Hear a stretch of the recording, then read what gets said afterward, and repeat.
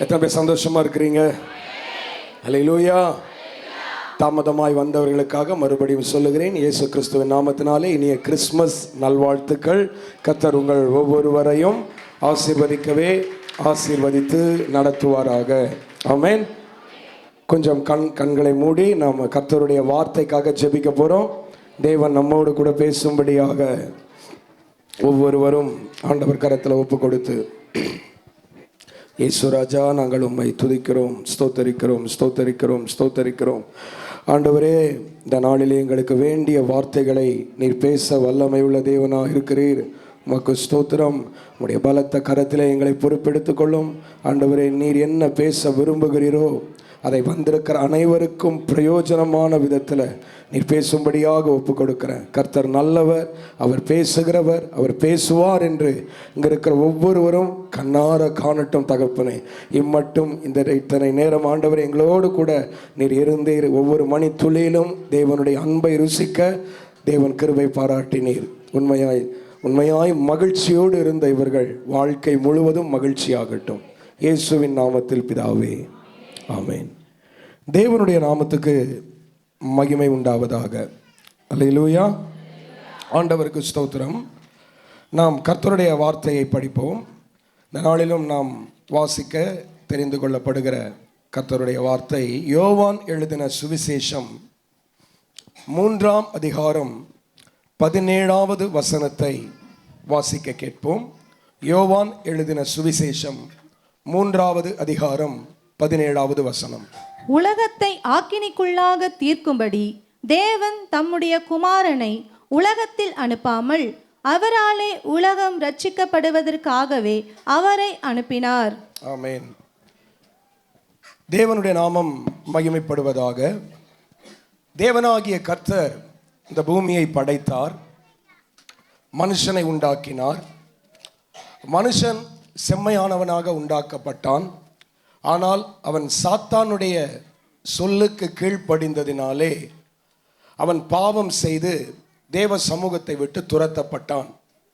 அதற்கு பிற்பாடு வந்த ஒவ்வொருவரும் பாவம் செய்து மனுஷர்களுடைய அக்கிரமம் பூமியிலே பெருகினது. அப்பொழுது ஆண்டவர் இந்த பூமியை நோவாவின் காலத்தில் அழித்தார். மறுபடியும் ஜனங்கள் தன்னை சீர்படுத்தி கொள்வார்கள் என்று நினைத்தார். ஆனால் ஜனங்கள் தொடர்ந்து பாவத்திலேயே வாழ்ந்தார்கள். பாவத்தில் வாழ்ந்த ஜனங்களை அழிக்க தேவனாகிய கர்த்தர் நினைத்த பொழுது அவருடைய உள்ளத்திலே நான் உண்டாக்கின மனுஷனை நானே அழிப்பதா என்ற எண்ணம் வந்த பொழுது அவருடைய இருதயத்துக்குள் இருந்த கிருபை இந்த உலகத்துக்கு இயேசுவாக வந்து பிறந்தது. நான் திரித்துவத்தை குறித்து பேசுகிறேன். திரித்துவம் என்று சொல்வது பிதா, குமாரன், பரிசுத்த ஆவி. இதை யாராலும் விளங்கி கொள்ள முடியாது. நமக்கு 3 கடவுளா? இல்லை, ஒரே கடவுள். அப்ப 3 பேரா? ஆம், ஒரு கடவுள் 3ஆக இருக்கிறார். அப்ப 3 பேர் இல்லையா? ஆம், 3 பேர் இல்லை. அப்ப 3 பேர் இருக்காங்களா? ஆமா, 3 பேர் இருக்காங்க. இந்த திரித்துவத்தை விளங்கி கொள்ள முடியாது.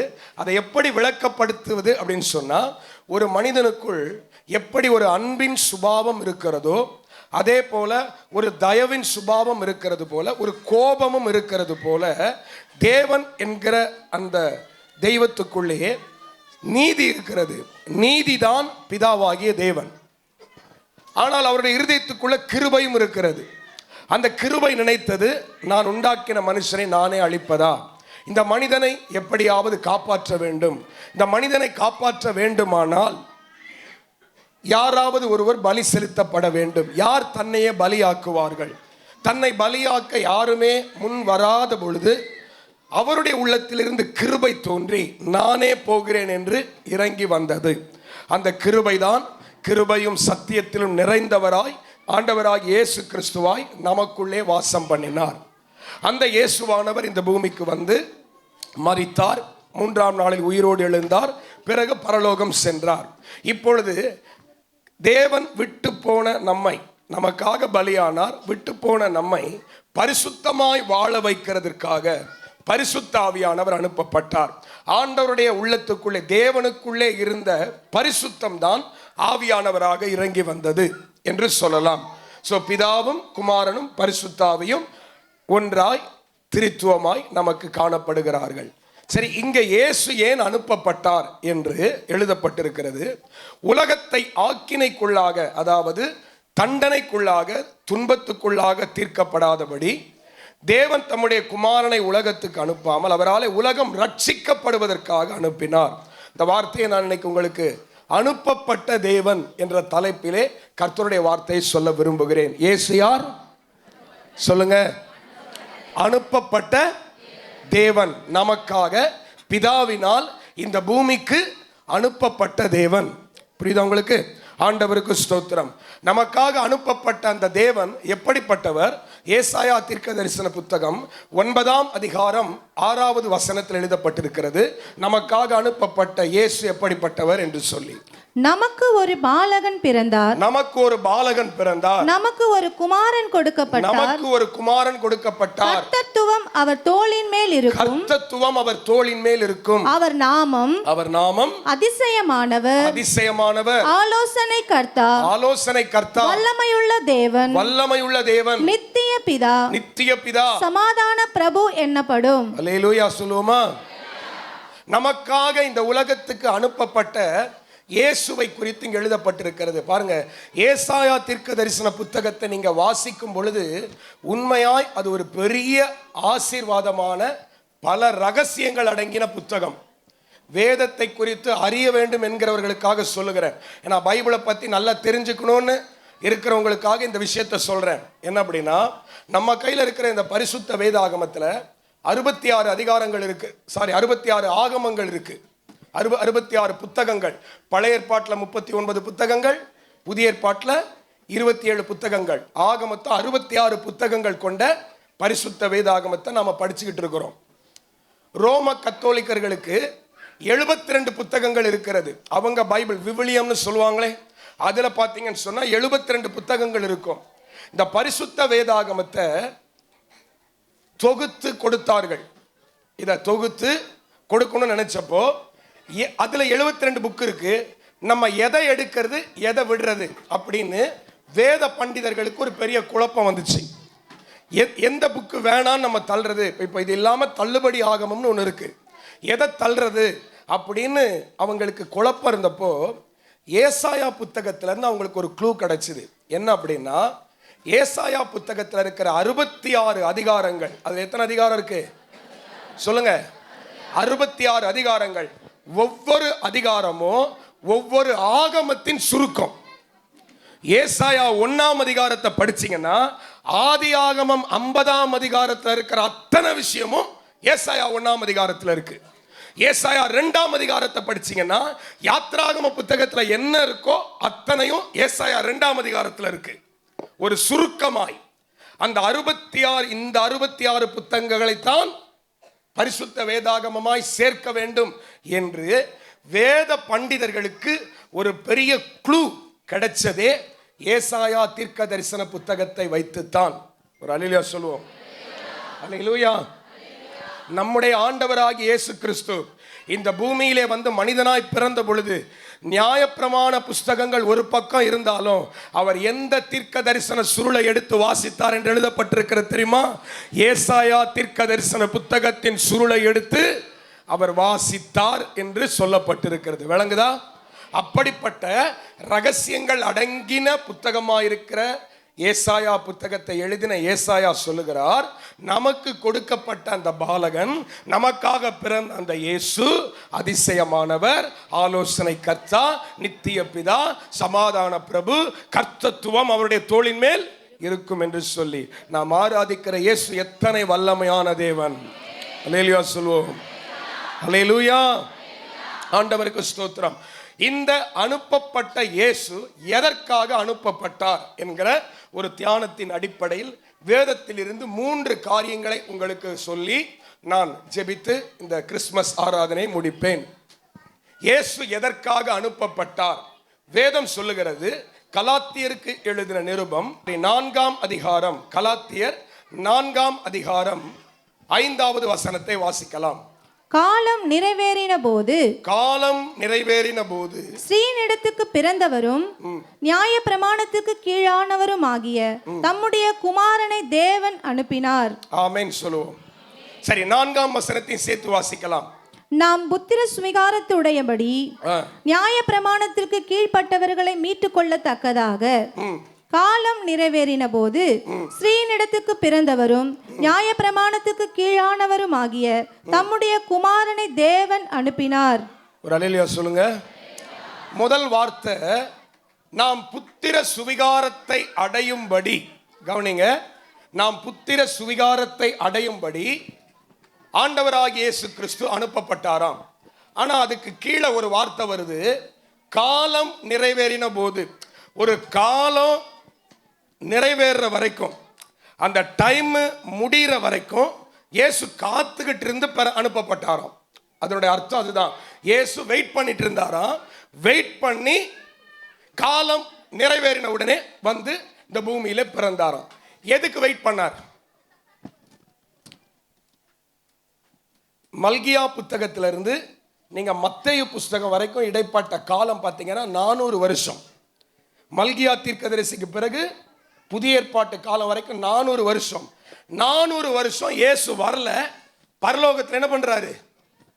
வெயிட் பண்றாரு, காத்திருக்கிறாரு ஒரு காலம் நிறைவேறுவதற்காக. அப்போ இங்க ஜனங்க கஷ்டப்பட்டுக்கிட்டு இருக்கிறாங்க, இருள்ல இருக்கிறாங்க, அவஸ்தைப்படுறாங்க, பிரச்சனைகள்ல வாழ்றாங்க. நல்ல வழிகாட்ட தீர்க்கதரிசிகள் இல்ல, ஆலோசனை சொல்ல ஊழியக்காரங்க இல்ல. ஏன் ஆண்டவர் வெயிட் பண்ணணும்? சீக்கிரம் வந்து பிறந்திருந்தா ஜனங்க சீக்கிரமா சந்தோஷமா இருப்பாங்களா, இருக்க மாட்டாங்களா? பேசுங்க.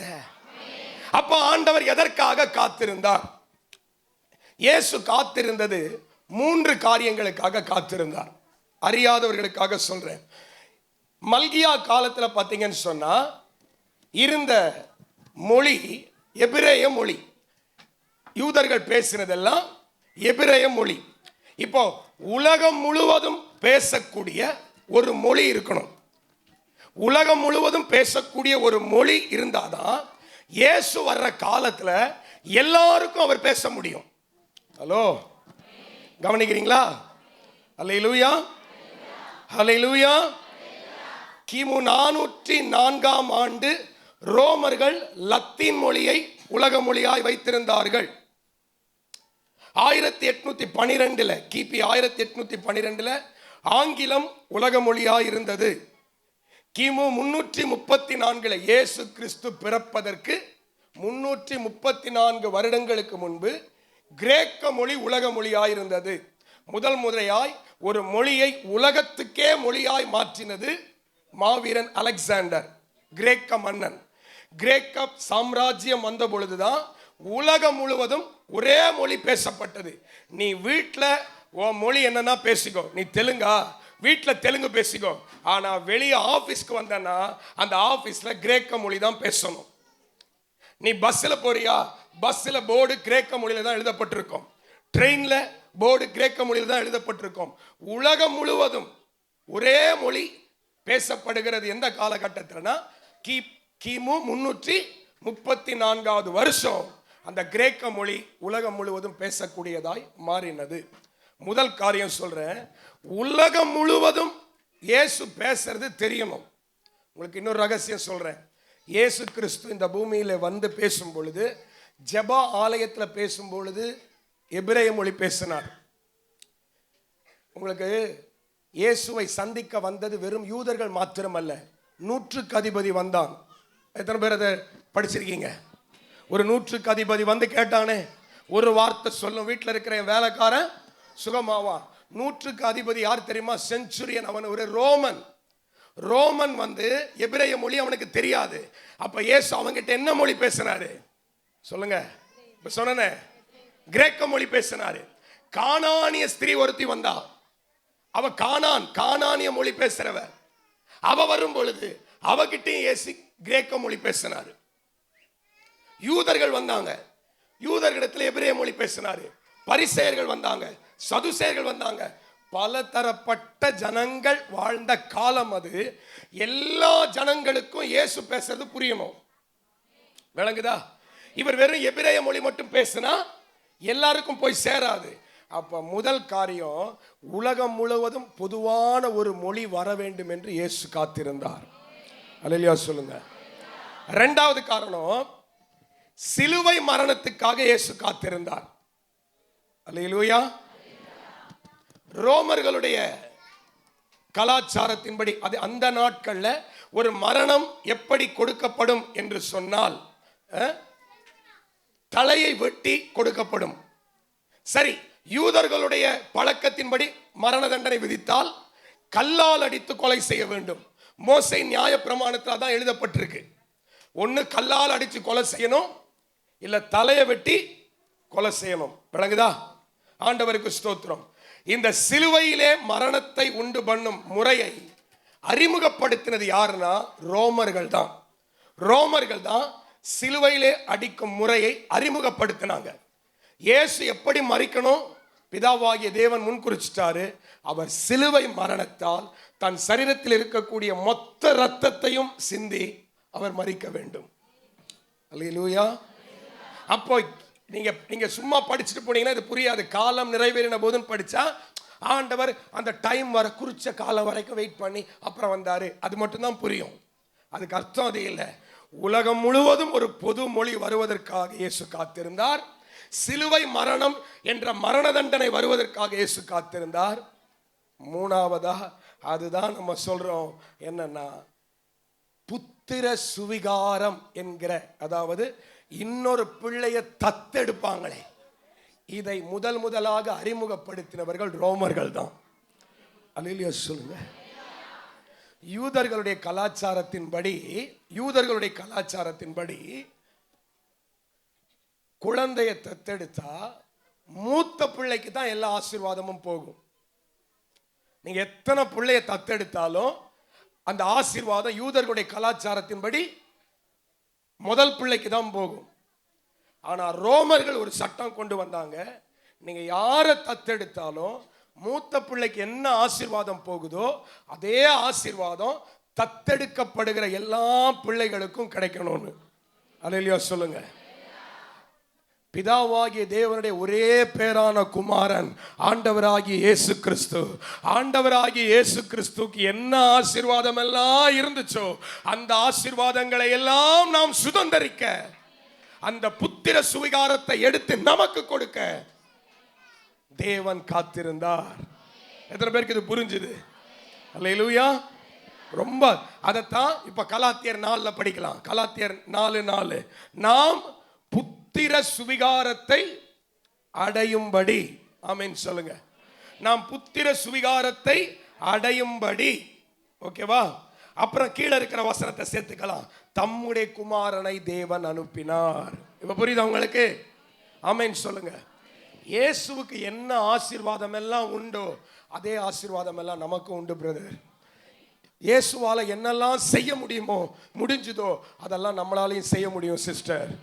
அதனாலதான் இயேசு சொல்லிட்டு போனாரு, என்ன விசுவாசிக்கிறவன் நான் செய்யற கிரியைகளையும் செய்வான், என்னை விடவும் மேலான காரியங்களை செய்வான்.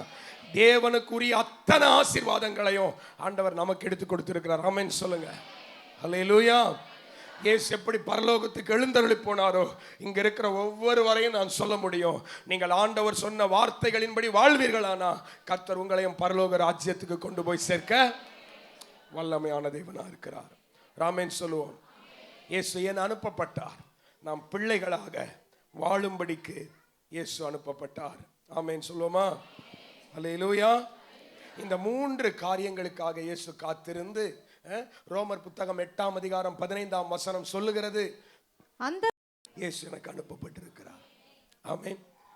இயேசுவை கடவுளாய் பார்க்கிறது இருக்கட்டும் ஒரு புறம், இயேசுவை பரிசுத்தராய் பார்க்கிறது ஒரு பக்கம் இருக்கட்டும், இயேசுவை தெய்வமாய் பார்க்கிறது ஒரு பக்கம் இருக்கட்டும், இன்னொரு பக்கம் ஆண்டவர் தன் பிள்ளைகளுக்கு சொல்றாரு, என்ன அப்பாவா பாருங்க, என்ன அப்பா பிதாவேன்னு உரிமையோடு கூப்பிடுங்க. எங்க நான் சொல்றேங்க, வேற எந்த மதத்திலேயாவது வேற எந்த சடங்காச்சாரங்கள்லயாவது தெய்வத்தை அப்பான்னு கூப்பிட முடியுமா? இந்த உரிமை வேற எங்கேயுமே கிடையாதுங்க. கிறிஸ்தவனா இருக்கிற, கிறிஸ்தவளாய் வாழுகிற உனக்கும் எனக்கும் தான் கர்த்தர் அப்படிப்பட்ட ஒரு கிருபையை கொடுத்திருக்கிறாரு. அப்பான்னு உரிமையோடு அழைக்கிறோம். ஆமென். பிதாவே எனக்கு இதை செய்யும்னு சந்தோஷமா கேட்கிறோம். அவர் நமக்கு செய்து கொடுக்கிறார். ஆமென். ஆமென். பிசாசின் கிரியைகளோ மற்ற எந்த கிரியைகளோ எது நம்மை தொட வந்தாலும் நமக்கு ஒரு தைரியம் உண்டு. நம் பிதா, நம் தகப்பன் நம்மை காப்பாற்றுவார். ஆமென். ஆமென். நம்ம சில நேரங்களில் இடறுகிறோம், விழுறோம், பாவத்தில் தப்பு செய்கிறோம். ஆனால் செஞ்ச நம்ம பிள்ளைய நம்ம வெளியே துரத்தி அனுப்பிச்சிடுறோமா? நம்ம பிள்ளை அப்படி செஞ்சதுன்னா வெளியே துரத்தி அனுப்பிச்சிடுறோமா? இல்லை அந்த பிள்ளை வேண்டாம்னு சாகடிச்சு கொண்டு போட்டுடுறோமா? இல்லை, பைபிள் சொல்லுது, பொல்லாதவர்கள் ஆகிய நீங்களே உங்கள் பிள்ளைகளை இப்படி நல்லா பார்த்துக்கும் போது உங்கள் பரம பிதாமானவர் உங்களை நல்லா பார்த்துக்கிறது, உங்களை நல்லா ஆசீர்வதிக்கிறது அதிக நிச்சயம் அல்லவா? ஆமென். ஆண்டவருக்கு ஸ்தோத்திரம். நான் இடறினாலும் நான் இயேசுவின் பிள்ளை தான். ஆமென் சொல்லுங்க. எனக்கு ஒரு முறை ஒரு ஊழியக்காரர் செய்த ஒரு காரியம் அது என்னுடைய இருதயத்தில் ஆழமாய் பதிந்தது. அது எனக்கு பதிஞ்சதுனால இப்போ நான் சொல்கிறேன். அவர் ஒரு முறை சொன்னார், அவர் தன்னுடைய பாக்கெட்ல இருந்து ஒரு பணத்தை எடுத்து, இது எவ்வளவு சொல்லுங்க 100 ரூபாயா? இப்போ இது எவ்வளவு சொல்லுங்க. கசக்கி போட்டுட்டேனே, மதிப்பு குறையிலையா? நான் கிழிச்சேன்னா வேஸ்ட் ஆயிடும். கிழிச்சிட்டேன்னு நினைச்சுக்கோங்க. கிழிச்சிட்டேன் 2 துண்டா. இப்போ இது எவ்வளோ? 2ஆ கிழிச்சிட்டேன்னு, அப்போ இதோட மதிப்பு குறையிலையா? நீங்க எடுத்துன்னு போய் ரிசர்வ் பேங்க்ல அப்படியே கொடுத்தீங்கன்னா புது நோட்டு புதுசா தந்துருவாங்க.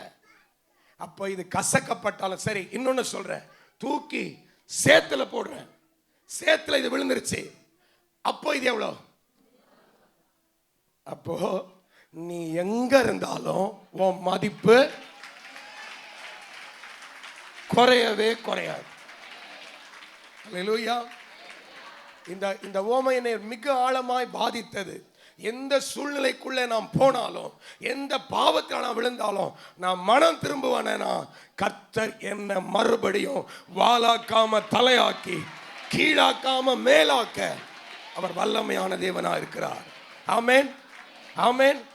கடல் அளவு உனக்கு பிரச்சனை இருந்தாலும் நீ பயப்படாத, நீ அவருடைய பிள்ளை தான். அவர் உன்னை அப்பா என்று தான் அழைக்க சொல்லியிருக்கிறார். ஆமென். சுமப்பதற்கரிய பாரங்களை சுமந்து நீ விழுந்தாலும் அவர் சொல்லுவாரு, நீ என்னுடைய பிள்ளைதான், நான் உன்னை வெறுக்கவில்லை. உன் தாய் மறந்தாலும், உன் தகப்பன் மறந்தாலும், உன் குடும்பம் மறந்தாலும் நான் உன்னை மறப்பதில்லை என்று சொன்ன தேவன். நல்லாதான் கையை தட்டுங்க, ஆண்டவருக்கு தானே. தேவனுக்கு மகிமை உண்டாகட்டும். அல்லேலூயா. நம்ம எந்த நிலையில் இருந்தாலும் நான் அவருக்கு பக்கத்தில் கைப்பிடிச்சு சொல்லுங்க, எந்த சூழ்நிலையில் இருந்தாலும் நீங்க இயேசுவின் பிள்ளை, நீங்க இயேசுவின் பிள்ளை, நீங்க கடவுளின் குழந்தை. ஆமென். பாருங்க, அவரை சன் ஆஃப் காட் என்றோம். நம்ம யாரு? நம்மளும் சன் ஆஃப் காட் தான். அல்லேலூயா. நம்மளும் சன் ஆஃப் டாட்டர் தான். ஆமென் சொல்லி நல்லா சந்தோஷமா கையை தட்டுங்கம்மா. எவ்வளவு பெரிய பாக்கியமா இது. ஆமென். ஆண்டவருக்கு ஸ்தோத்திரம். அவர் எந்த மனுஷனையும் வெறுப்பதில்லை, எந்த மனுஷனையும் அவர் புறம்பே தள்ளுவதில்லை. ஆமென். அரக்கை சட்டை போட்டாலும் நான் அவருக்கு பிள்ளைதான், முழுக்கை சட்டை போட்டாலும் நான் அவருக்கு பிள்ளை. என் வாழ்க்கையிலே 35 வருஷம் கழிச்சு இப்பதான் ஆஃப் சட்டை போட்டிருக்கேன். 10ஆம் கிளாஸ் படிக்கும் போது போட்டேன். அதுக்கு வயசுலாம் கணக்கு போட்டுறாதீங்க. அதுக்கப்புறம் 30 வருஷம் கழிச்சு இப்பதான் முதல் தடவை போடுறேன். கர்த்தருக்கு ஸ்தோத்திரம். நான் எப்படி இருந்தாலும் அவருக்கு பிள்ளைதான். அல்லேலூயா. நான் உள்ள வந்தவொடனே சில பேர் அப்படியே என்ன ஒரு மாதிரி பார்த்தாங்க. என்ன சில பேருக்கு நான் தான் வந்திருக்கேன்னே தெரியல. உங்களுக்கு தெரியலன்னா என்ன, எனக்கு அவருக்கு தெரியுது இவன் என் பிள்ளைதான்னு. விளங்குதா உங்களுக்கு? அல்லேலூயா. இரண்டாவதா, இயேசு ஏன் அனுப்பப்பட்டார்? இரண்டாவது காரணம் சொல்றேன். ரோமருக்கு எழுதின நிருபம் 8ஆம் அதிகாரம் 3வது வசனம். அது எப்படி எனில், மாம்சத்தினாலே பலவீனமாய் இருந்த நியாயப்பிரமாணம் செய்யக்கூடாததை தேவனே செய்யும்படிக்கு தம்முடைய குமாரனை பாவ மாம்சத்தின் சாயலாகவும் பாவத்தை போக்கும் பலியாகவும் அனுப்பி மாம்சத்திலே பாவத்தை ஆக்கினைக்குள்ளாக தீர்த்தார். ஆமென் சொல்லுங்க, எல்லாம் சொல்லுங்க. பாவத்தை போக்கும் பலியாக இயேசு அனுப்பப்பட்டார். இரண்டாவது காரணம் சொல்றேன். பாவத்தை போக்கக்கூடிய பலியாக கிருபாதார பலியாக இயேசு இந்த பூமிக்கு அனுப்பப்பட்டார். 1 யோவான் 4:4 சொல்லுகிறது, நம்முடைய பாவங்களை நிவர்த்தி செய்கிற கிருபாதார பலி அவரே. ஆமென் சொல்லுவோமா? அல்லேலூயா. இந்த உலகத்துல பாவத்துக்கு எங்கும் விமோசனமே இல்லை. நீங்க எங்க போனாலும் உங்க பாவத்தை நீங்க தொலைக்கவும் முடியாது, கழுவவும் முடியாது. பாவத்தை போக்கக்கூடிய ஒரே ஒரு இடம் ஆண்டவராகிய இயேசு கிறிஸ்து மட்டும்தான். ஆண்டவர் சொன்னார், என்னை அல்லாமல் உனக்கு வேறு ஒருவராலும் ரட்சிப்பு இல்லை. உன் பாவங்களை கழுவி உன்னை சுத்திகரித்து உன்னை பிதாவாகிய தேவனுக்கு முன்பாக குற்றமற்றவனாய் குற்றமற்றவளாய் நிறுத்தும்படிக்கு நான் இந்த உலகத்துக்கு வந்தேன் என்று இயேசு சொல்லியிருக்கிறார். ஆமென். ஆண்டவருக்கு ஸ்தோத்திரம். நம்ம எது இல்லைனாலும் கூட வாழ்ந்துடலாங்க. ஆனால் ஒரு மனிதனுடைய மனசுல குற்ற உணர்வு இருந்துச்சுன்னு வச்சுக்கோங்க, பாவ உணர்வு இருந்துச்சுன்னு வச்சுக்கோங்க, அவனால சந்தோஷமாவே வாழ முடியாது. பெரிய பஞ்சு மெத்த அரண்மனையில் படுத்தா கூட அவனுடைய இருதயம் அவனை குற்றப்படுத்தி கொண்டே இருக்கும். இன்னைக்கு நம்ம எல்லாம் குற்றமற்ற மனசாட்சியோடு கூட ஆண்டவரை சந்தோஷமா ஆராதிக்கிறோன்னா, ஏன் நான் ஆராதிக்கிறேன்னா அதுக்கு ஒரே ஒரு காரணம் சொல்லுவேன், இயேசு என் பாவங்களை மன்னித்திருக்கிறார் என்ற ஒரு பெரிய நிச்சயம் தான். ஆமென், ஆமென்.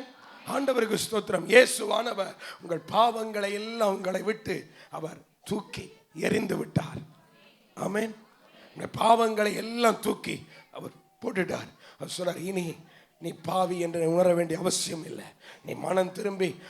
2 பேர் ஆலயத்துக்கு வந்தாங்க. ஒருத்தன் சொல்றான், ஆண்டவரே நான் நல்லா உபவாசம் பண்றேன், ஆண்டவரே நான் நல்லா தசம பாகம் கொடுக்குறேன், ஆண்டவரே நான் கரெக்டா ஜெபம் பண்றேன், ஆண்டவரே நான் கரெக்டா ஆலயத்துக்கு போறேன் அப்படின்னு.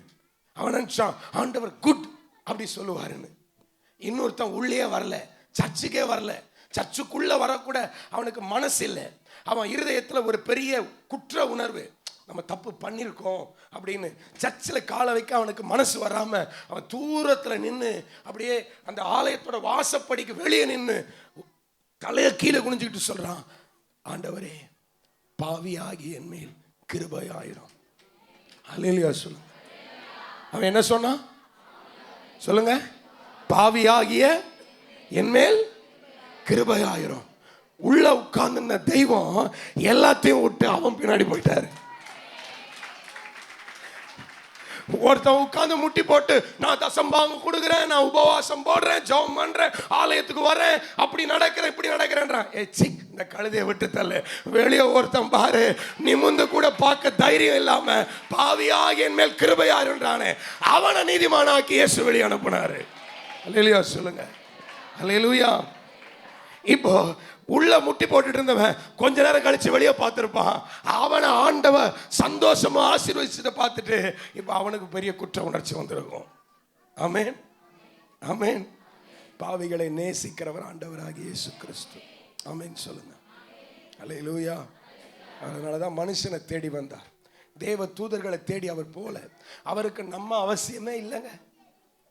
அவருக்கு அவருடைய பரலோக ராஜ்யத்தில் தேவ தூதர்கள் தான் வேணும். சேனைகளின் கர்த்தர் பரிசுத்தர் பரிசுத்தர் என்று தொழுது கொள்ள ஒரு பெரிய தூதர் கூட்டம் தான் வேணும். ஆனால் அவர் முடிவெடுத்தாரு, தூதர்கள் கூட்டம் இல்லை, என் பிள்ளைங்க கூட்டம் மேலே வந்து சந்தோஷமா அவங்களும் ஆராதிக்கணும், நானும் அவங்க மத்தியில் நின்று அற்புதமான கிரியைகளை செய்யணும், நான் அவர்களுக்குள்ளே உலாவி அவர்களுடைய தேவனா இருப்பேன், அவர்கள் என் ஜனங்களா இருப்பார்கள் அப்படின்னு சொன்னார். ஹல்லேலூயா, ஹல்லேலூயா. ஆண்டவராகிய இயேசு கிறிஸ்து ஊழியம் செய்த நாட்கள்ல அவனை ஆண்டவரை சீமோன் என்ற ஒருவன் தன் வீட்டிற்கு டின்னருக்கு கூப்பிட்டான். ஜீசஸ் எங்க வீட்டுக்கு இன்னைக்கு டின்னருக்கு வாங்க அப்படின்னு. ஆண்டவராகிய இயேசு கிறிஸ்து போய் அந்த வீட்டில் அவரும் அவருடைய சீஷர்களும் உட்கார்ந்துட்டு இருந்தாங்க. வீட்டில் தடபுடலா விருந்து ரெடி ஆகிட்டே இருக்கு. ஆண்டவருக்கு என்னென்னவோ செய்கிறாங்க. இயேசு வந்திருக்கிறாரே அப்படின்னு. அவர் பயங்கர ஃபேமஸ் பாஸ்டர் அந்த நாட்களில், சரியா பயங்கரமான ஊழியக்கார். அவர் தேவன் மனுஷனாக வந்திருக்கிறார். அவர் பெரிய ஊழியக்காரன், பயங்கரமாக எல்லாம் தடபுடலாக ரெடி பண்ணிட்டு இருக்காங்க. அப்போ அந்த இடத்துல ஒரு பாவியா இருந்த ஒரு பெண்மணி, ஓப்பனா சொல்றேன், ஒரு விபச்சாரி வந்து அப்படியே பின்னாடி நின்றுகிட்டே இருக்கிறான். இவன் டக்குன்னு திரும்பி பார்க்கறான், இயேசு பின்னாடி யார் இருக்கா சொல்லுங்க? ஒரு விபச்சாரி நின்று அவ என்ன பண்றான்னா தன் கண்ணீரால் அவருடைய பாதங்களை கழுவி தன் தலைமயிரால் அவரை அதையெல்லாம் தொடச்சி அவருடைய பாதத்தில் முத்தம் கொடுத்துக்கிட்டே இருக்கா. இதை பார்த்த உடனே அந்த வீட்டுக்கு விருந்துக்கு கூப்பிட்டவன் நினைக்கிறான், இவர் ஆண்டவர், இவர் கடவுள்னு எல்லாரும் சொல்றாங்களே, இவர் கடவுளா இருந்தா வந்திருக்கிறவ இருக்கிறதுலே எவ்வளவு கேடு கட்டவன் அவருக்கு தெரியும் தானே. ஒரு ப்ராஸ்டியூட் பண்றவ வந்திருக்கிறா, விபச்சார தொழில் செய்யற வந்திருக்கிறா, அவருக்கு தெரியும் தானே. இப்ப அவரு சிப்போ அப்படி சொல்லுவாரு அப்படின்னு அவன் வெயிட் பண்ணிட்டு இருக்கிறான். அல்லேலூயா சொல்லுங்க. இயேசு பயங்கரமானவர். நம்ம திங்க் பண்ணாலே அவருக்கு மேல மணி அடிச்சிடும், tick tick tick tick tick tick. Hello, பக்கத்துல கை போட்டு சொல்லுங்க, நீங்க திங்க் பண்ணீங்கன்னாலே ஆண்டவருக்கு டிக் அடிச்சிடும். நீங்க என்ன திங்க் பண்ணாலும் சரி மேல உடனே அவருக்கு டிக் டிக் டிக்னு அடிச்சிடும். புரியுதா உங்களுக்கு? இவன் உட்கார்ந்து திங்க் பண்ணிட்டு இருக்கிறான், இவரு ஆண்டவராச்சு, இவருக்கு தெரியணுமே, அவருக்கு டிக் டிக் டிக் அடிச்சிடுச்சு. இயேசு கேட்டாரு, நான் வந்ததுல இருந்து குடிக்க தண்ணி கொடுத்தியாடா நீ? என் காலை கழுவுறதுக்கு தண்ணி கொடுத்தியாடா நீ? அவ கண்ணீராலேயே என் காலை கழுவிட்டு இருக்கிறாடா. அல்லேலூயா. நீ வந்து உட்காருங்கன்ட்டு போயிட்ட, என்ன விசாரிச்சியா? அவ முத்தம் கொடுத்து என் பாதத்தை, தன் அன்பையெல்லாம் வெளிப்படுத்திட்டு இருக்கிறாடா. அல்லேலூயா. அவளை பார்த்து ஒரு வார்த்தை சொன்னாரு. லூக்கா எழுதின சுவிசேஷம் 7ஆம் அதிகாரம் 48வது வசனம். அவளை நோக்கி உன் பாவங்கள் மன்னிக்கப்பட்டது என்றார். ஐயோ, அவளுக்கு எப்படி இருந்திருக்கும் பாருங்க. வர்றதுக்கு ஒரு நாள் முன்னாடி கூட விபச்சாரத்தில் இருந்துட்டு வந்தவ, ஆனா இயேசு கிட்ட வந்து தன் அன்பை கொடுத்து இனிமே அதை செய்யக்கூடாதுன்னு நினைச்சு வந்து நிக்கிறா. ஆண்டவர் சொன்னாரு, இந்த ஸ்டில் டைம் வரைக்கும் நீ செஞ்ச எல்லா பாவத்தையும் நான் மன்னிச்சிட்டேன், சந்தோஷமா போடி. ஹல்லேலூயா. நான் அன்பா சொல்லுவேன், நீங்க ஆண்டவர் மீது அன்பு செலுத்த உங்கள் பாவங்கள் மன்னிக்கப்பட்டு கொண்டே இருக்கும். ஆமென். கிறிஸ்துவின் அன்பு நமக்குள் வளர வளர நம் மாம்ச பாவங்கள் நம்மை விட்டு வெளியே போயிட்டே இருக்கும். ஆமென். இது நிச்சயம், வேற ஒண்ணுமே. அதனால தான் பைபிள்ல முதல் கட்டளை என்ன தெரியுமா? உன் தேவனாகிய கர்த்தரிடத்தில், என்னோட சொல்லுங்க, முழு இருதயத்தோடு, முழு ஆத்துமாவோடு, முழு சிந்தையோடு, முழு மனதோடு, முழு பலத்தோடு ஆராதிப்பாயாக எழுதியிருக்கு. அன்பு கூறுவாயாக. நீ அன்பை மட்டும் காட்டு, இயேசுவன் பாவத்தை மன்னிச்சு உன்னை உயர்த்திக்கிட்டே இருப்பாரு. எத்தனை பேருக்கு சந்தோஷமா இருக்கு? அல்லேலூயா. நான் சொல்லுவேன், நம்ம பாவம் இல்லாத ஒரு வாழ்க்கை வாழணுமானா இயேசுவை நேசிக்க நேசிக்க நேசிக்க, ஆமென், இயேசுவை நேசிக்க நேசிக்க நேசிக்க நம்ம பாவங்கள் எல்லாம் நம்மளை விட்டு போயிடும். ஆண்டவருடைய அன்பு மட்டும்தான் நமக்குள்ள தங்கி இருக்கும். ஆமென். ஆண்டவருக்கு அதுதான் உண்மை. ஆண்டவருடைய அன்பு மட்டும் கீழே ஆண்டவருடைய அன்பு மட்டும் மேலே காட்டும். நம்ம பாவம் எல்லாம் வெளியே போயிடும். நம்முடைய பாவங்களை எல்லாம் சுத்திகரித்து நம்மை உண்மையும் நீதியும் உள்ளவர்களாய் மாற்றுவதற்கு அவர் உண்மை உள்ளவராய் இருக்கிறார். ஆமென், ஆமென். கடைசியாய் ஒன்றை சொல்லி முடிக்கிறேன். இயேசு ஏன் அனுப்பப்பட்டார்? முதல் காரணம் சொன்னேன், நாம் பிள்ளைகள் என்னும் உரிமை பெற்று வாழும்படி இயேசு அனுப்பப்பட்டார். இரண்டாவது சொன்னேன், நாம் பாவங்களை எல்லாம் போக்கும்படி இயேசு அனுப்பப்பட்டார். மூணாவது என்னோட சேர்ந்து சொல்லுங்க, நாங்கள் வாழும்படி இயேசு அனுப்பப்பட்டிருக்கிறார். நீங்களும் நானும் நல்லா வாழணும்னு இந்த பூமிக்கு அனுப்பப்பட்ட ஒரு பெரிய விஷயம் இந்த கிறிஸ்மஸ்ல நான் உங்களுக்கு சொல்றேன், ஆண்டவராகிய இயேசு கிறிஸ்து. ஆமென். இங்க இருக்கிற யாரையுமே இயேசு வாழ வைக்க வல்லவரா இருக்கிறார், நல்ல வாழ வைக்க வல்லவரா இருக்கிறார். நீங்க முன்பு வாழ்ந்த வாழ்க்கையை விட நீங்க வேதத்தை பின்பற்றி வரும் பொழுது ஆண்டவர் உங்க வாழ்க்கை இன்னும் மகிமையானதாய் மாற்ற போதுமானவரா இருக்கிறார். ஆமென். ஆராதனை துவங்கும் பொழுது சொன்னேன், எப்படி ஒரு சகோதரி மற்றவர்கிட்ட வாங்கி சாப்பிட்ட அந்த சகோதரி கர்த்தர் மற்றவர்களுக்கு கொடுக்கிறவங்களா மாற்றினாரோ. நிறைய இன்னைக்கு இந்த வருஷம் நிறைய ஆண்டவர் செஞ்சிருக்கிறார். நியூ இயர்ல சொல்ல போறோம். அல்லேலூயா. நிறைய சாட்சி உண்டு. நிறைய பேருடைய சொல்றாங்க, எனக்கு கடனே இல்லை பாஸ்டர் அப்படின்னு. அல்லேலூயா சொல்லுங்க.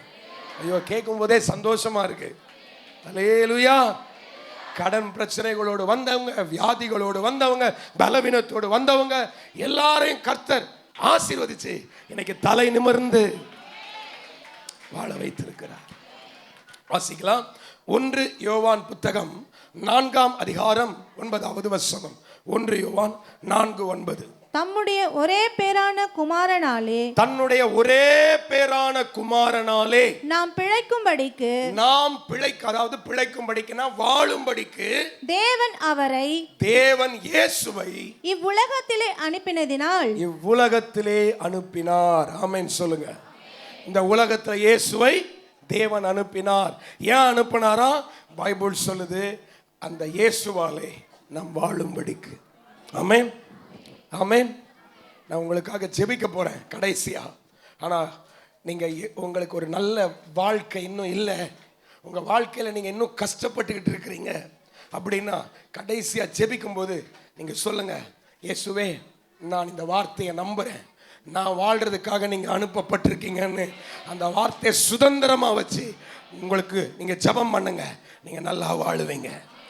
பிரியமானவளே, பிரியமானவனே, உன் ஆத்துமா வாழுகிறது போல நீ எல்லாவற்றிலும் வாழ்ந்து சுகமா இருக்கும்படி யோவான் வேண்டுகிறது போல நானும் இந்த காலை வேளையில வேண்டுகிறேன். உங்கள் ஆத்துமா எப்படி கர்த்தருக்குள்ள வாழுதோ, ஆண்டவருக்குள்ள நீங்க எப்படி சந்தோஷமா இருக்கீங்களோ, இந்த வருஷத்தின் முடிவிலும் வரப்போகிற 2024 நீங்க எல்லாத்திலையும் வாழ்ந்து நான் வாழுவேன், நான் வாழுவேன், நான் வாழுவேன் இயேசுவே.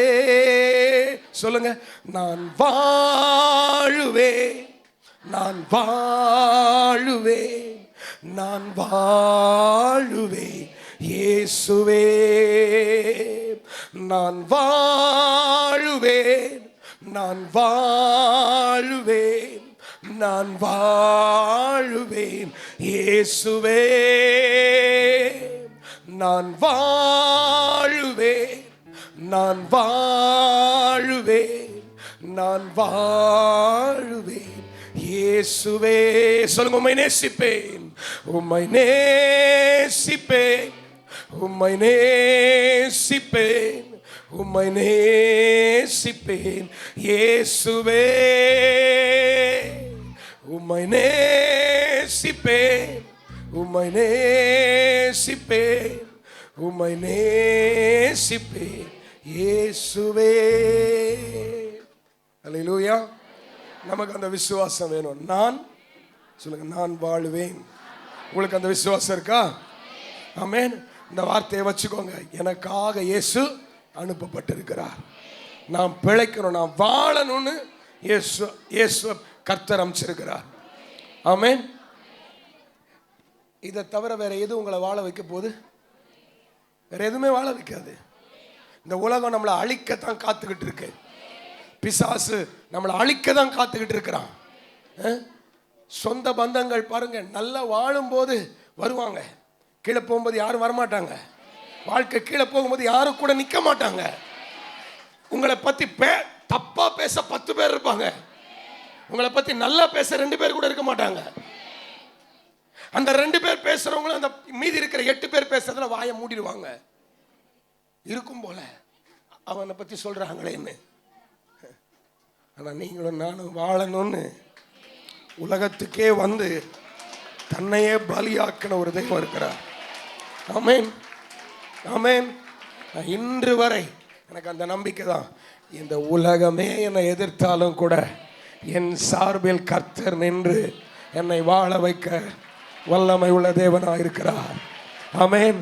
என்னை அழைத்தவர் உண்மை உள்ளவர், அவர் ஒரு பொழுது எங்களை கைவிடவே மாட்டார். அல்லேலூயா சொல்லுவோம். ஏசாயாவின் புத்தகம் 58 அதிகாரம் 8 சொல்லுகிறது, கஷ்டப்பட்டு கொண்டிருக்கிற, பலவீனப்பட்டு கொண்டிருக்கிற, வருத்தத்தோடு வாழ்ந்து கொண்டிருக்கிற எனக்கு அன்பான சகோதரனே சகோதரியே, உன் சுக வாழ்வு சீக்கிரத்திலே துளிர்க்க போகிறது. உன் சுகமான வாழ்வை கர்த்தர் சீக்கிரமாய் துளிர்க்க போகிறார். இதை தீர்க்க தரிசனமா பெற்றுக்கொள்ளுகிறவர்கள் பெற்றுக்கொள்ளுங்க. வசனம் வந்தா அது அப்படியே விசுவாசத்தோடு பெற்றுக்கொள்ளணும். ஆமென் சொல்லுங்க. ஆமென். அப்படியே நல்ல நிலம் எது தெரியுமா? ஆண்டவரோட விதை வரும்போது அது எனக்கு தான் வருது, நான் தான் அப்படி வாழ போறேன்னு நீங்க சந்தோஷமா பெற்றுக்கொண்டார் அந்த வசனம் உங்களுக்குள்ளே 100 மடங்கு பலனை நிச்சயமாய் கொடுக்கும். புரியுதா உங்களுக்கு? ஆமா. என்னைக்குமே வசனம் வரும்போது மட்டும், தேவனுடைய வாக்குத்தத்தம் வரும்போது மட்டும் நம்ம சும்மா இருக்கவே கூடாது. கையை தட்டியாவது ஸ்தோத்திரம் பண்ணியாவது அது எனக்கு தான் ஆண்டவரே. ஆமென். ஏதோ ஒரு கிஃப்ட் எடுத்து கொடுக்குறாங்கன்னு வச்சுக்கோங்களேன், நீங்க கையை நீட்டி எனக்கு தான் வாங்கினாதான் அந்த கிஃப்ட் உங்களுக்கு வரும். அது மாதிரி தான் நல்ல நிலம் எது? தேவனுடைய வார்த்தை வரும் பொழுது இந்த உலகத்தில் இருக்கிற மற்ற எல்லாத்தையும் விட தேவனுடைய வார்த்தைக்கு முக்கியம் கொடுத்து அது எனக்கு தான் ஆண்டவரே, அது என் வாழ்க்கையில தான் நிறைவேற போகுது, நான் நம்புறேன். ஆமென். ஆமென். அடுத்த வருஷம் இன்னும் பல பேர் சாட்சியா நிக்க போறீங்கன்னு, பல பேருடைய வாழ்க்கை கர்த்தர் சாட்சியா மாத்த போறாரு. ஆமென். இன்னைக்கு அழுது கொண்டிருக்கிற அந்த விஷயத்திலிருந்து, சுகமே இல்லாத அந்த வாழ்க்கையை கர்த்தர் சுகமானதா மாற்றுவேன் வாக்கு கொடுத்திருக்கிறார். ரொம்ப நாளில் சீக்கிரத்தில் அது துளிர்க்கும். ஆமென். ஆமென். ஒருவேளை மரண பயத்தில் யாராவது இங்க இருப்பீங்கன்னா, டாக்டர் இதை சொல்லியிருக்காங்க, டாக்டர் அதை சொல்லியிருக்காங்கன்னு பயப்படாதீங்க. சர்ச்சில், நம்ம சர்ச்சில் நிறைய பேர் அந்த மாதிரி இருக்காங்க. இன்னும் 30 நாள் தான் இந்த சிஸ்டர் உயிரோடு இருப்பாங்க அப்படின்னு சொன்னாங்க. அந்த அம்மாவுக்கு ஒன்றுமே தெரியாது, வயசான அம்மா. இவங்க ஷர்மிளாவோட பாட்டி இருக்காங்களா? இங்கே இருக்காமா? ஷர்மிளாவோட பாட்டி இல்லை. அந்த சகோதரியை சொன்னாங்க, இன்னும் 30 நாளில் இறந்துருவேன், ஹார்ட் ரொம்ப வீக் ஆகிடுச்சு அப்படின்னாங்க. அது அவங்க ஒரு இந்து சகோதரி, அவங்களுக்கு ஒன்றுமே தெரியாது. அவங்க நான் ஏசப்பாவை கடவுளாக ஏற்றுக்கிறையா, அவங்களுக்கு என்னன்னா போகிற காலத்தில் மோட்சத்துக்கு போகணும், நான் செத்துருவேன் இருக்காங்க, செத்தான பரலோகம் தான் போகணும். அந்த அம்மாக்கே வாழணுன்ற நம்பிக்கை இல்லை. ஹலோ, ஹல்லேலூயா சொல்லுங்க. ஆனால் அந்த அம்மாவை தொட்டிக்குள்ளே முக்கும்போது எனக்கு நம்பிக்கை வந்துச்சு. ஆனால் முக்கிறதுக்கு முன்னாடி எனக்கு பயம் இருந்துச்சு. ஏற்கனவே இந்த கேஸு இருக்கு, கொலப்பலி நம்ம மேலே வந்துட போகுதுடா சாமி. முக்கினவனே எந்திரிக்கலன்னு வச்சுக்கோங்களேன், என்ன அப்புறம் நீங்கள் இங்கே தான் பார்க்கணும். 1 2 3 4 5 6 7 7 6 5 4 3. ஆனால் தண்ணிக்குள்ளே முக்கும் பொழுது எனக்கு ஆண்பியானவர் உணர்த்தினாரு, நான் இவளை வாழ வைப்பேன், இவளுக்கு ஜீவனை கொடுப்பேன். அல்லேலூயா. நீடித்த நாட்களால் உன்னை திருப்தியாக்குவேன். ஆமென் சொல்லுங்க. அந்த அம்மா நல்லா ஆயிடுச்சு, இப்போ வரைக்கும் நல்லா இருக்குது. அல்லேலூயா. எந்த மாத்திரையும் போடலை. ஆண்டவருக்கு ஸ்தோத்திரம். ஆமென் சொல்லுங்க. இருப்பாங்கன்றவங்களாம் போய் நிற்கிறாங்க. ஆண்டவருக்கு சொந்தம் நல்லா இருக்கு. நான் போகணும்னு நினைக்கல, நீங்கள் தப்பாக நினச்சிக்க போறீங்க. நல்லா இருக்கட்டும், கர்த்தர் ஆசீர்வதிப்பாராக. அல்லேலூயா. அந்த மரண பயத்தோடு, அந்த ஹார்ட் இதாக இல்லை, பிபி அதிகமாக இருக்குது, சுகர் அதிகமாக இருக்குன்னு சொல்கிறாங்க, அல்லது லங்ஸில் ப்ராப்ளம், கிட்னியில் ப்ராப்ளம், மருத்துவர்களுடைய அறிக்கையை என் அப்பன் இயேசு மாற்ற வல்லமை உள்ளவராக இருக்கிறார். அல்லேலூயா. லிங்கேஷ் இருக்காரா? லிங்கேஷ் இருந்தால் கையை உயர்த்தி காட்டுங்க பாப்பா. லிங்கேஷ், ஆமாம், எல்லாம் வெளியே உட்காந்துருக்காங்கன்னு நினைக்கிறேன். கர்த்தருக்கு ஸ்தோத்திரம். அந்த சகோதரன் பயங்கரமான மரண பயத்தில் வந்தாங்க சர்ச்சுக்குள்ளே. பயங்கரமான மரண பயம். அந்த குடும்பமே அவங்களுடைய தம்பி இறந்ததுனால பயங்கரமான மரண பயத்துக்குள்ளே இருந்து அப்படியே அவரை 2 பேர் பிடிச்சிட்டு வந்தாங்க. இப்படி வந்தார். போன வாரத்தில் அவங்க வீட்டுக்கு ஜபத்துக்கு கூப்பிட்டாரு. போன நல்ல ஒயிட் பேண்ட் ஒயிட் ஷர்ட்டை போட்டு ஊழியக்காரர் மாதிரி இங்கேயும் அங்கேயும் சரசு சுத்தின்னு இருக்கிறாரு. நாங்கள் நல்லா இருக்கிறோம் பாஸ்டர், அதாங்க வேணும். அல்லேலூயா. சாட்சி அப்படிதான் வேணும். நாங்கள் நல்லா இருக்கிறோம் பாஸ்டர், எங்களை ஆண்டவர் நல்லா இந்த இடத்துல வாழ வச்சிருக்கிறாரு. ஆமென். இயேசு கிறிஸ்து ஏன் அனுப்பப்பட்டார்னு நம்ம புரிஞ்சுக்கிட்டோம்னா நம்ம நல்லா வாழுவோம். ஆமென். ஆமென். மரணமோ வியாதியோ பலவீனமோ பிரச்சனைகளோ எதுவுமே என் ஆண்டவருக்கு முன்பாக தூசி மாதிரி அவர் மாற்றிடுவார். ஆமென். விசுவாசிக்கிறீங்களா? அப்படியே ஒரு நிமிஷம் கண்களை மூடுங்க. உங்களுக்காக நான் ஜெபிக்க போறேன். இயேசு உங்களுக்காக அனுப்பப்பட்டாரே, நீங்கள் பிள்ளை என்கிற அந்த உரிமையோடு எல்லா ஆசீர்வாதங்களை பெற்றுக்கொள்ளும்படி, உங்கள் பாவங்கள் கழுவப்பட்டு நீங்க பரிசுத்தமாக வாழும்படி, நீங்க நல்லா வாழும்படி நம்ம ஆண்டவர் அனுப்பப்பட்டிருக்கிறார். சந்தோஷமா துதிங்கம்மா. Praise the Lord. ஆண்டவரே, ஒருவேளை உங்க வாழ்க்கை கொஞ்சம் கசப்பா இருக்கு, சரியில்லை அப்படின்னு நீங்க நினைச்சீங்கன்னா இன்னைக்கு சொல்லுங்க, ஏசப்பா நான் வாழ்றதுக்காக நீங்க வந்தீங்கன்னு நான் இப்ப கேட்ட ஆண்டவரே, நான் நம்புறேன் ஏசப்பா, நான் நல்லா வாழுவேன், என் பிரச்சனை எல்லாம் போய் நான் நல்லா வாழுவேன்.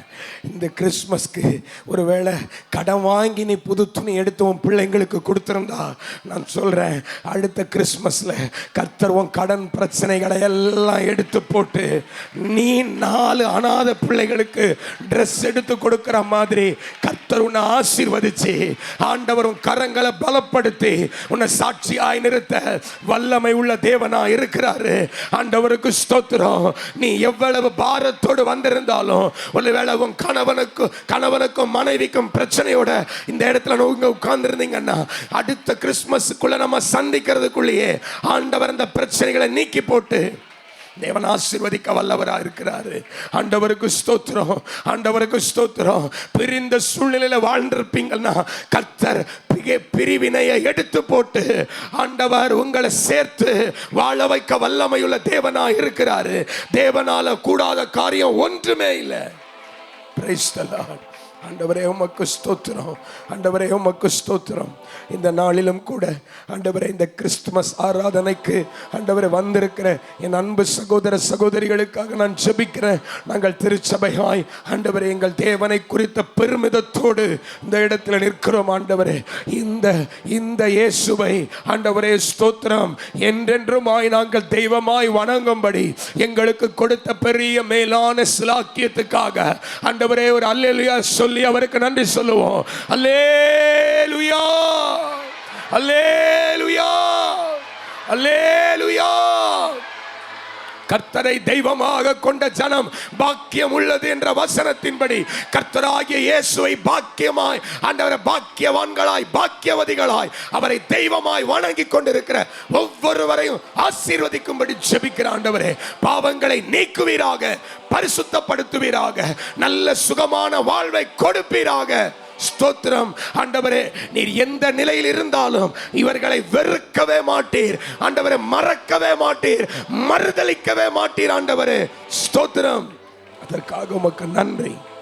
இப்படிப்பட்ட ஒரு நல்ல தேவன் எங்களுக்காக அனுப்பப்பட்டார் என்று நாங்கள் ஸ்தோத்திரங்களை கொடுக்கிறேன்.